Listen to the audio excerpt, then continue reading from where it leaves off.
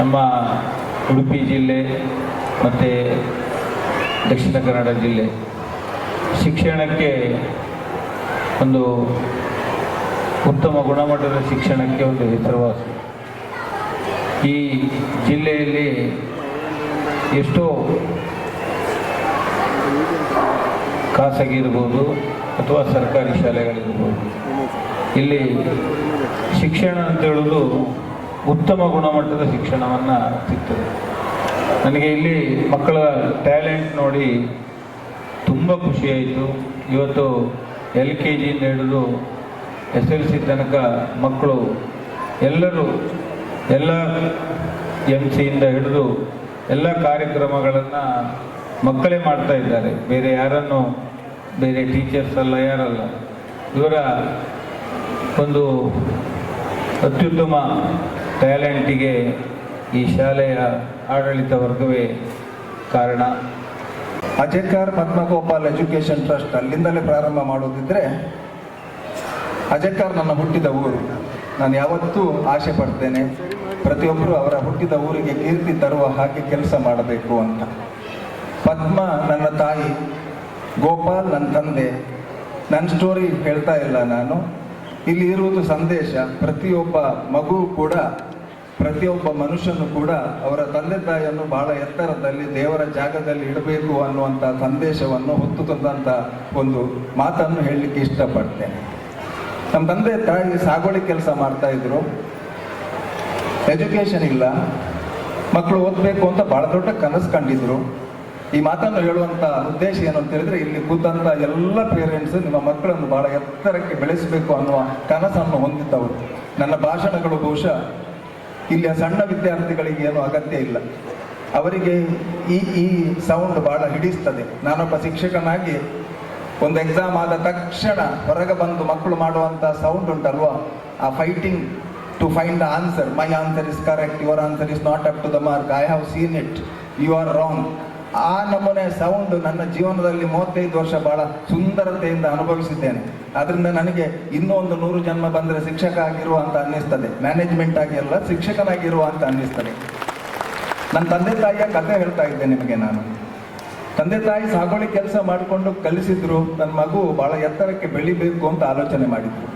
V all of studied in Kannada medium till 10th. Believe me, sorry ನಾನು ಇಲ್ಲಿ ಕನ್ನಡದಲ್ಲೇ ಮಾತಾಡಬೇಕು. ನಂಬಿ ನನ್ನನ್ನು, ನನಗೆ PUCಗೆ ಹೋಗುವಾಗ ಒಂದು ಸೆಂಟೆನ್ಸ್ ಇಂಗ್ಲೀಷ್ ಬರ್ತಾ ಇರಲಿಲ್ಲ. got a good school, good teachers, and I could deliver a research speech at America because of the teachers and society. ತಂದೆ ತಾಯಿ ಹೀಗೆ ಬೆಳೆದು ಹೋಗುವಾಗ ನಾವೆಲ್ಲ 10ನೇ 11ನೇ 12ನೇ ಕ್ಲಾಸಿಗೆ ಹೋಗುವಾಗ ಸ್ವಾಭಾವಿಕವಾಗಿ ದಾರಿ ತಪ್ಪುವಂಥ ಒಂದು ಸಾಧ್ಯತೆಗಳಿದ್ದು. ಯಾಕಂತಂದರೆ ಬಯಾಲಜಿಕಲಿ ಡಾಮಿನೇಟೆಡ್ ಬಾಡಿ. ಪ್ರತಿಯೊಬ್ಬರು ಬೆಳೆಯುವಾಗ ದೇಹ ಕೆಲಸ ಮಾಡ್ತದೆ, ದೇಹ ತಪ್ಪು ದಾರಿಗೆ ಎಳ್ಕೊಂಡು ಹೋಗುತ್ತೆ. ಯಾಕೆ? ಅದು ಬಯಾಲಜಿ, ರಿಪ್ರೊಡಕ್ಟಿವ್ ಆರ್ಗನ್ ಅಂತ ಹೇಳ್ತೇವೆ ನಾವು. ತಪ್ಪಲ್ಲ, ಅದು ಎಬ್ನಾರ್ಮಲ್ ಅಲ್ಲ. ಆದರೆ ನಾನು ಪ್ರತಿಯೊಂದು ಸಲವೂ ದಾರಿ ತಪ್ಪುವ ಸಂದರ್ಭ ಇದ್ದಾಗ ನನಗೆ ನೆನಪಾಗ್ತಿದ್ದದ್ದು ನನ್ನ ಅಪ್ಪ ಅಮ್ಮನ ತ್ಯಾಗ. ಅದರಿಂದ ಮಕ್ಕಳಿಗೆ ನಾನು ಹೇಳ್ತೇನೆ, 10th ಮತ್ತು 9th specially, others may not understand. You don't know your parents. ನಿಮ್ಮ ತಂದೆ ತಾಯಿಯ ಬಗ್ಗೆ ಅಂತ ಒಂದೊಂದೇ ಸಿಗುವುದದು. ನಿಮಗೆ ಫ್ರೆಂಡ್ಸ್ 1000 ಸಿಗ್ಬೋದು, ನಿಮಗೆ ಅಂಕಲ್ 1000 ಸಿಗ್ಬೋದು, ನಿಮಗೆ ಈ ಪ್ರಪಂಚದಲ್ಲಿ friends, girl friend, boy friend 1000 ಸಿಗ್ಬೋದು. ಬಟ್ ಅಮ್ಮ ಅನ್ನೋದು ಒಂದೇ, unique. You will not get the second one. And father the one and only one. You will never find one more. Therefore you have to see that you have every right to be happy, but not at the cost of hurting others. ನಿಮಗೆ ಸಂತೋಷವಾಗಿರುವಂಥ ಎಲ್ಲ ಹಕ್ಕು ಇದೆ, ಆದರೆ ಅಪ್ಪ ಅಮ್ಮನ ಕಣ್ಣಲ್ಲಿ ಕಣ್ಣೀರು ಹಾಕಿಸಿ ಸುಖ ಪಡುವಂಥ ಒಂದು ಹಕ್ಕು ನಿಮಗಿಲ್ಲ. ನಾನು ಇದನ್ನು ಮುಂದುವರಿಸ್ತಾ ಹೋಗ್ತೇನೆ. ನಾನು ಕಲಿತು ಬಹಳ ಕಷ್ಟದಿಂದ ಕಲಿತು, ಹೊಟ್ಟೆಗೆ ಬಟ್ಟೆಗೆ ಎಲ್ಲ ಕಷ್ಟ ಇದ್ದು, NITK ಸುರತ್ಕಲ್ ನೀವು ಕೇಳಿರ್ಬೋದು, ಅಲ್ಲಿ ಮ್ಯಾಥಮ್ಯಾಟಿಕ್ಸ್ನಲ್ಲಿ PhD ಮಾಡ್ತೇನೆ. ನಾನು ಮಾಡಿದ್ದೇನೆ ಅನ್ನೋ ಅಹಂಕಾರ ಅಲ್ಲ, ಇದೆಲ್ಲ ಮಾತುಗಳು ನಾವೆಲ್ಲ 60 ವರ್ಷದಲ್ಲಿ ಹೋಗ್ತಾ ಇದ್ದೇವೆ. ಈಗ 59 ಮುಗ್ದು. ಮತ್ತೆ ಹೇಳೋದು ಯಾರಿಗೆ? ನಾವು ಬಿದ್ದು ಹೋದ ಮೇಲೆ ಕೂಡ ನಮ್ಮ ಈ ಸಣ್ಣ ಮಕ್ಕಳು, ಈ ಪುಟ್ಟ ಮಕ್ಕಳು ಬಹಳ ಬೆಳಿಬೇಕು, ಬಹಳ ಎತ್ತರಕ್ಕೆ ಹೋಗಬೇಕು ಅನ್ನುವಂಥ ದೃಷ್ಟಿಯಿಂದ ನಾವು ಇದನ್ನು ಹೇಳ್ತಾ ಇದ್ದೇವೆ. ನಾನು ಇದನ್ನು 1000 ಬಾರಿ ಹೇಳಿದ್ದೇನೆ ಈ ಮಾತನ್ನು. ನಾನು PhD ಮುಗಿಸಿದಾಗ ನನ್ನ ಫೋಟೋ ಉದಯವಾಣಿಯಲ್ಲಿ ಬರ್ತದೆ.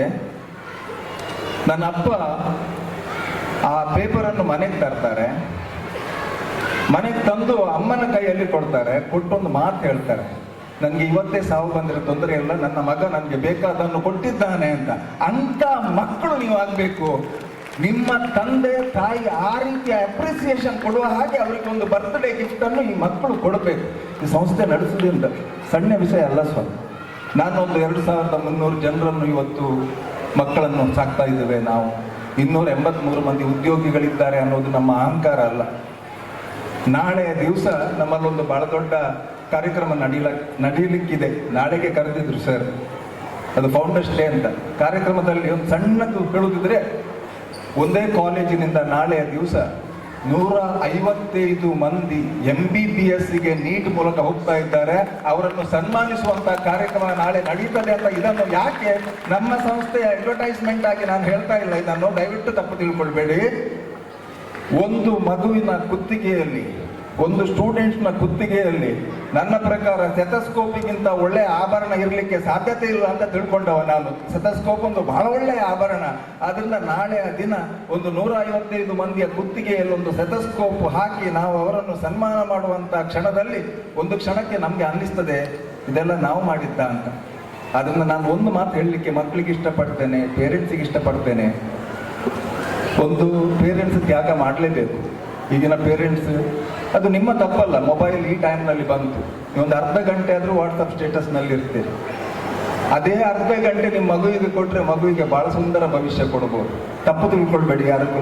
I love you so much. Because every parent ಏನಿದ್ದೀರಾ ಇಲ್ಲಿ, ನಿಮ್ಮನ್ನೆಲ್ಲ ನಿಮ್ಮಲ್ಲಿ ನಾನು ನನ್ನ ಪೇರೆಂಟನ್ನು ನೋಡ್ತೇನೆ. ನಿಮ್ಮ ಮಗುವಿನಲ್ಲಿ ನಾನು ನನ್ನಷ್ಟು ದೊಡ್ಡದಾಗಿ ಬೆಳೆಯುವಂತ, ನನಗಿಂತ ಎತ್ತರಕ್ಕೆ ಬೆಳೆಯುವಂತ, ರಿಸರ್ಚ್ನಲ್ಲಿರ್ಬೋದು, ಫೈನಾನ್ಷಿಯಲಿ ಇರ್ಬೋದು, ಎಲ್ಲದರಲ್ಲಿ ಇರ್ಬೋದು, ಕೀರ್ತಿಯಲ್ಲಿ ನನಗಿಂತ ಎತ್ತರಕ್ಕೆ ಬೆಳೆಯುವಂತ ಮಕ್ಕಳನ್ನು ಈ ಸಣ್ಣ ಸಣ್ಣ ಮಕ್ಕಳಲ್ಲಿ ನಾನು ನೋಡ್ತೇನೆ. ಅದರಿಂದ ಯಾರು ಅನ್ಯತಾ ಭಾವಿಸಬೇಕು. ಇಷ್ಟನ್ನು ಹೇಳಿಕೊಂಡು ಬಹುಶಃ 6-7 ನಿಮಿಷ ಮುಗ್ದಿದೆ ನಂದು. Have to give justice to the time also, because have come from the very far place. So 3-4 ನಿಮಿಷ ಕೊಡುಗೆ ಅವರು 4 ನಿಮಿಷ ಬಿಟ್ಟೋಗಿದ್ದಾರೆ, ಅದನ್ನು ನಾನು ತಗೊಂಡು ಬಿಡ್ತೀನಿ. ಒಂದೇ ಒಂದು ಕತೆ ಹೇಳಿ ನಾನು ಮಾತು ಮುಗಿಸ್ತೇನೆ. ಕತೆ ದೊಡ್ಡದಿಲ್ಲ. ನಮ್ಮಲ್ಲಿಗೊಬ್ರು ರೂಪ IPS ಕೇಳಿರ್ಬೋದು ನೀವು. ರೂಪ IG ಆಗಿದ್ದಾರೆ. ರೂಪ IG ರೂಪ ಕೇಳಿದ್ದೀರಾ ನೀವು? ಅವ್ರು ನಮ್ಮಲ್ಲಿ ಒಂದು ಗೆಸ್ಟ್ ಆಗಿ ಬಂದಿದ್ರು. ಅವರು ಸಣ್ಣ ಅವರ ಕತೆ ಹೇಳಿದ್ರು, ಅದನ್ನು ಹೇಳ್ತೇನೆ. ಅದು ಬಹುಶಃ ಪೇರೆಂಟ್ಸಿಗೆ, ಟೀಚರ್ಸಿಗೆ ಎಲ್ರಿಗೂ ಸಾಕು ಅಂತ ಅನ್ನಿಸ್ತದೆ ನನಗೆ. ಆ ರೂಪ ಮೇಡಮ್ 3ನೇ ತರಗತಿಯಲ್ಲಿ ಇರುವಾಗ ಒಬ್ರು ಮಾರ್ಗರೇಟ್ ಅನ್ನುವಂಥ ಟೀಚರ್ ಇದ್ರಂತೆ. ಆ ಟೀಚರ್ ಕೇಳಿದ್ರಂತೆ, ನೀವೆಲ್ಲ ದೊಡ್ಡವರಾದ್ಮೇಲೆ ಏನಾಗ್ತೀರಿ ಅಂತ ಹೇಳಿ ಇವತ್ತು ರಾತ್ರಿ ನಿಮ್ಮ ತಂದೆ ತಾಯಿ ಜೊತೆ ಡಿಸ್ಕಸ್ ಮಾಡ್ಕೊಂಡು ನಾಳೆ ಕ್ಲಾಸ್ನಲ್ಲಿ ಬಂದು ಹೇಳಬೇಕು, ನಿಮ್ಮ ಡ್ರೀಮ್ ಏನು ಅಂತ.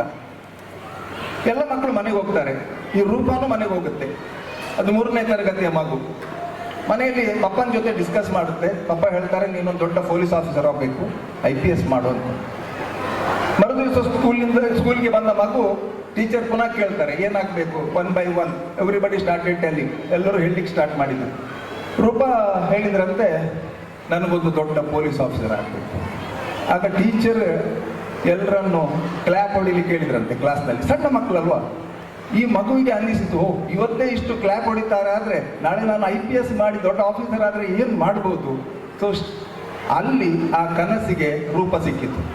ಅವರು ಇವತ್ತು ಏನು ಅಂತ ನಿಮ್ಗೆ ಗೊತ್ತಿದೆ, IG ಆಗಿದ್ದಾರೆ, ಒಬ್ಬ ಒಳ್ಳೆಯ ಪೊಲೀಸ್ ಆಫೀಸರ್ ಆಗಿದ್ದಾರೆ.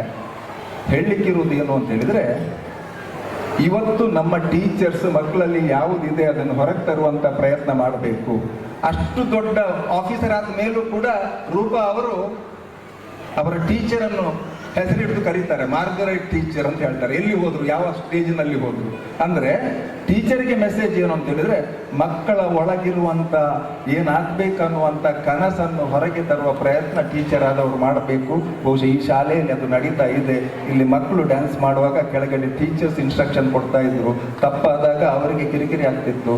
ನೆನ್ಪಿಟ್ಟುಕೊಳ್ಳಿ, ಈ ಸಣ್ಣ ಮಕ್ಕಳು ತಪ್ಪು ಮಾಡುವುದಿಲ್ಲ. ಎಲ್ಲಿಯಾದರೂ ತಪ್ಪು ಯಾರಾದರೂ ಮಾಡಿದರೆ ನಾವು ದೊಡ್ಡವರು ಮಾತ್ರ ಆ ಸಣ್ಣ ಮಕ್ಕಳಲ್ಲಿ ತಪ್ಪು ಹುಡುಕ್ತೇವಲ್ವಾ, ಅದು ನಮ್ಮ ದೊಡ್ಡ ತಪ್ಪು. ಯಾಕಂತೇಳಿದ್ರೆ ನಮ್ಮಷ್ಟು ದೊಡ್ಡರು ಯಾರೂ ಇಲ್ಲ.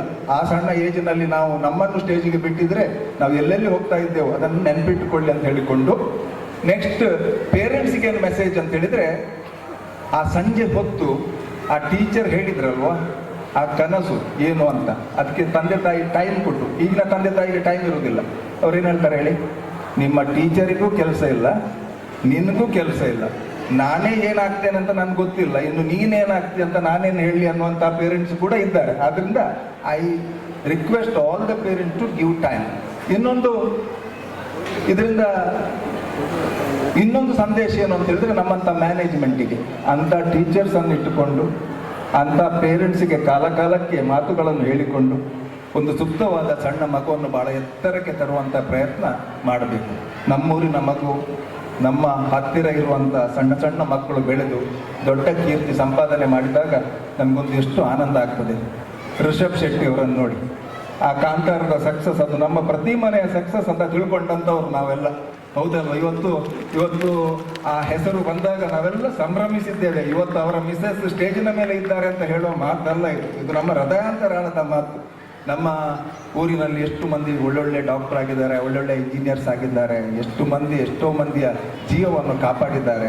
ಇದನ್ನೆಲ್ಲ ಅರ್ಥ ಮಾಡಿಕೊಳ್ಳಿ ಅಂತ ಹೇಳಿಕೊಂಡು ಎಲ್ಲ ಓದ್ಕೊಂಡು ಮಕ್ಕಳಿಗೆ ನಾನು ಹೇಳೋದಿಷ್ಟೇ, ಸ್ಟಡಿ ನೈಸ್ಲಿ. ಶಿಕ್ಷಣಕ್ಕೆ ಇರುವಷ್ಟು ಒಂದು ಸಾಮರ್ಥ್ಯ ಬೇರೆ ಯಾವುದಕ್ಕೂ ಇಲ್ಲ ಮಕ್ಕಳೇ. ನಾನೇ ಒಬ್ಬ ಅದಕ್ಕೆ ಉದಾಹರಣೆ. MSc PhD ಮಾಡುವಾಗ ಬ್ಯಾಂಕ್ ಲೋನ್ ಮಾಡಿ ಕಲಿಯುತ್ತಿದ್ದೆ. ಅಪ್ಪನ ಪರಿಸ್ಥಿತಿ ಕಷ್ಟ ಇತ್ತು. ಇವತ್ತು ದೇವರು 283 ಜನರಿಗೆ ವರ್ಷಕ್ಕೊಂದು 12 ಕೋಟಿಗೂ ಜಾಸ್ತಿ ಸಂಬಳ ಕೊಡುವ ಹಾಗೆ ನಮ್ಮನ್ನು ನಿರ್ಮಾಣ ಮಾಡಿದ್ದಾನೆ. ಅದಕ್ಕೆ ಕಾರಣ ಏನು ಅಂತ ಹೇಳಿದ್ರೆ ಶಿಕ್ಷಣ ಮಾತ್ರ ಅಂತ ಹೇಳಿಕೊಂಡು, ನಾನು ಸಣ್ಣದಿರುವಾಗ ಒಬ್ಬ ಟೀಚರ್ ಹೇಳ್ತಾ ಇದ್ರು, ವಿದ್ಯೆ ಉಳ್ಳವನ ಮುಖವು ಮುದ್ದು ಬರುವಂತಿಕ್ಕು, ವಿದ್ಯೆ ಇಲ್ಲದವನ ಬರಿಮುಖವು ಹಾಳೂರ ಹದ್ದಿನಂತಿಕ್ಕು ಸರ್ವಜ್ಞ ಅಂತ. ನಾವೆಲ್ಲ ಕಪ್ಪಿದ್ದೆವು. ಟೀಚರ್ ಹೇಳಿದ್ದು ಕೇಳಿ ಅನ್ನಿಸಿತು, ನಾವು ಶಿಕ್ಷಣ ಪಡೀಬೇಕು. ಯಾಕೆ? ವಿದ್ಯೆ ಉಳ್ಳವನ ಮುಖವು ಮುದ್ದು ಬರುವಂತಿಕ್ಕು. ವಿದ್ಯೆ ಇದ್ರೆ ಅಂದ್ರೆ ಆ ಮನುಷ್ಯನಿಗೊಂದು ಮುತ್ತು ಕೊಡುವಂತ ಅನ್ನಿಸ್ತದಂತೆ. ವಿದ್ಯೆ ಇಲ್ಲದವನ ಮುಖವು ಹಾಳೂರ ಹದ್ದಿನಂತಿಕ್ಕು, ಹೊಲಸಾಗಿರ್ತದೆ. ಆದ್ರಿಂದ ಮಕ್ಕಳೇ, ನೀವೆಲ್ಲ ವಿದ್ಯಾವಂತರಾಗಿ, ಜೊತೆಗೆ ಸರ್ವಜ್ಞನೆಂಬವನು ಗರ್ವದಿಂದಾದವನೇ ನೋ, ಸರ್ವರಲ್ಲಿ ಒಂದೊಂದು ನುಡಿ ಕಲಿತು ವಿದ್ಯೆಯ ಪರ್ವತವೇ ಆದ ಸರ್ವಜ್ಞ ಅಂತ ಇನ್ನೊಂದು ಸಾಲುಂಟು. ಆದ್ರಿಂದ ನೀವು ಮಕ್ಕಳು ಸರ್ವರಲ್ಲಿ ಇರುವಂಥ ಒಂದೊಂದು ಒಳ್ಳೆಯ ನುಡಿಯನ್ನು ಕಲಿತು ನೀವೆಲ್ಲ ವಿದ್ಯೆಯ ಪರ್ವತ ಆಗಿ ವಿದ್ಯೆ ತುಂಬ ಬಂದ ಮೇಲೆ ಒಂದು ಸಂಸ್ಕೃತ ಶ್ಲೋಕ ಬಹಳ ಚೆನ್ನಾಗಿ ಹೇಳ್ತದೆ, ವಿದ್ಯಾ ದದಾತಿ ವಿನಯಂ ವಿನಯಾದಾತಿ ಪಾತ್ರತಾಂ ಅಂತ. ವಿದ್ಯೆಯಿಂದ ಏನು ಬರ್ತದೆ? ವಿದ್ಯೆಯಿಂದ ಹಣ ಬರುವುದಿಲ್ಲ, ವಿದ್ಯೆಯಿಂದ ಯಾವುದು ಬರುವುದಿಲ್ಲ, ವಿದ್ಯೆಯಿಂದ ವಿನಯ ಬರ್ತದೆ, ವಿನಯದಿಂದ ಸ್ಥಾನಮಾನಗಳು ಬರ್ತವೆ. ನಿಮಗೆ ವಿದ್ಯೆಯಿಂದ ವಿನಯ ಬಂದಿದೆ ಅಂತಾದರೆ ನೀವು ವಿದ್ಯಾವಂತರು ಅಂತ ಅರ್ಥ, ಇಲ್ಲದ್ರೆ ನೀವು ಸರ್ಟಿಫಿಕೇಟ್ ಹೋಲ್ಡರ್ಸ್ ಅಂತ ಅರ್ಥ. ನಾನು PhD ಡಾಕ್ಟರೇಟ್ ಎಲ್ಲ ಮಾಡಿದ ಮೇಲೆ ನಾನು ಹಂಬಲ್ ಆಗಿದ್ರೆ, ನನ್ನಲ್ಲಿ ವಿನಯತೆ ಇದ್ದರೆ ಮಾತ್ರ ನಾನು ವಿದ್ಯಾವಂತ ಅಂತ ಅರ್ಥ, ಇಲ್ಲದಿದ್ರೆ ದಟ್ ಇಸ್ ಅ ಸರ್ಟಿಫಿಕೇಟ್. ಇಷ್ಟನ್ನು ಹೇಳಿಕೊಂಡು ಮಕ್ಕಳೇ, ನೀವೆಲ್ಲ ನಿಮ್ಮ ಪಪ್ಪ ಅಮ್ಮನ ಕಣ್ಣಲ್ಲಿ ಯಾವತ್ತೂ ನೀರು ಬರದ ಹಾಗೆ, ಒಂದು ವೇಳೆ ನೀರು ಬರುವುದಿದ್ರೆ ಅದು ಆನಂದ ಬಾಷ್ಪವಾಗಿರಲಿ ಅಂತ ಹೇಳಿಕೊಂಡು, ಇಲ್ಲಿರುವಂತಹ ಎಲ್ಲ ತಂದೆ ತಾಯಿ ನಿಮ್ಮ ಮಕ್ಕಳನ್ನು ತ್ಯಾಗ ಮಾಡಲೇಬೇಕು. ನೀವು ತ್ಯಾಗ ಮಾಡಿದ್ರೆ ಮಾತ್ರ ನಿಮ್ಮ ಮಕ್ಕಳಿಗೆ ಭವಿಷ್ಯ ಇದೆ. ಪ್ರತಿ ತಾಯಿಯ ಮನಸ್ಸಿನಲ್ಲಿ ಇರ್ತದೆ, ಏನು ಹೇಳಿ, ನನ್ನ ಮಗು ಈ ಪ್ರಪಂಚದ ಬೆಸ್ಟ್ ಕಿಡ್ ಆಗಬೇಕು ಅಂತ. ಆದರೆ ಅದಕ್ಕೆ ಬೇಕಾದಷ್ಟು ತ್ಯಾಗ ಬೇಕಾಗುತ್ತೆ. ಅದರಿಂದ ಇದನ್ನು ಹೇಳುವಂತ ಎಲ್ಲ ಹಕ್ಕು ನನಗಿದೆ. ಯಾಕಂತಂದ್ರೆ ನನ್ನ ತಾಯಿ ತಂದೆ ಮಾಡಿದ ತ್ಯಾಗದಿಂದ ಇವತ್ತು ಜ್ಞಾನಸುಧ ಆಗಿದೆ ಅಂತ ಹೇಳಿಕೊಂಡು ಮಾತು ಮುಗಿಸುವ ಮುನ್ನ, ನನ್ನನ್ನು ಸುಧಾಕರ್ ಶೆಟ್ಟಿಯನ್ನು ಡಾಕ್ಟರ್ ಸುಧಾಕರ್ ಶೆಟ್ಟಿ ಮಾಡಿದಂಥ ಒಂದು ಸರ್ಟಿಫಿಕೇಟ್ ಸುರತ್ಕಲ್ನಲ್ಲಿ ಸಿಗ್ತದೆ. ಆ PhD ಸರ್ಟಿಫಿಕೇಟನ್ನು ನಾನು ಹಿಡ್ಕೊಂಡು ಬರ್ತೇನೆ. ಅದನ್ನು ಹಿಡ್ಕೊಂಡು ಬಂದು ನನ್ನ ತಂದೆ ತಾಯಿಯ ಪಾದದಲ್ಲಿ ಇಟ್ಟು ಅದನ್ನು ಎತ್ತಿಕೊಳ್ತೇನೆ. ಅದರ ಫಲಶ್ರುತಿ ಕಾರ್ಕಳ ಜ್ಞಾನಸುಧ ಗಣಿತನುಕರ ಅಂತ ಹೇಳಿಕೊಂಡು, ಮಕ್ಕಳೇ ನೀವು ಕೂಡ ಹಾಗೆ ಆಗಿ ಅಂತ ಹೇಳ್ಕೊಂಡು ನನ್ನ ಮಾತು ಮುಗಿಸ್ತಾ ಇದ್ದೇನೆ. Thank you.